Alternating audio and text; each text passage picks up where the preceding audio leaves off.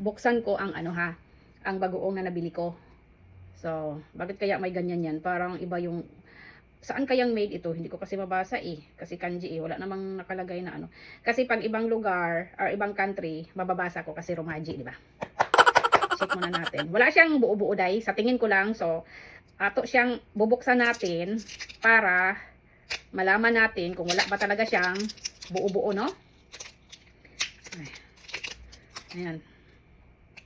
Naka-double sealed pa siya, day. Uy, katigas pa. Katigas ba, oy? Na, walang power. Bagoong talaga siya, day. No. Kana dito ang mouse, kaayo sa Bisaya. Hindi ko alam sa Tagalog, eh. So, ilagay natin ito ng konti, day. Konti lang, day, ha. Kung sa baga, day, sa Bisaya is una. Una lang siya. Naglalaway ako. Grabe, ano ba yan? Wait lang, day. Naglalaway ako, day. Sobrang konti lang talaga, day. O, ayan, oh. Sobrang konti. Malaki pa ang imo ang kuan, day. Malaki pa imong mani. Tikman natin, day. My goodness. Bagoong talaga siya, day. Alam mo yung bagoong na yung sa probinsya, nagawa ng probinsya, tawagin namin sa Bisaya is mouse kayo.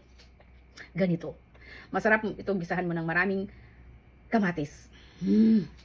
Bagoong. Hindi naman nakikita. Kakarampot lang, oh. Bagoong talaga siya, day. Ayan, oh. Try nyo. Wala nga lang siyang buo-buo. Wala siyang laman. As in sauce lang kasi siya. Kasi nakasulat dito is sauce. Pwede siya pang dressing or pang pasta. Ayan, oh. Bye-bye.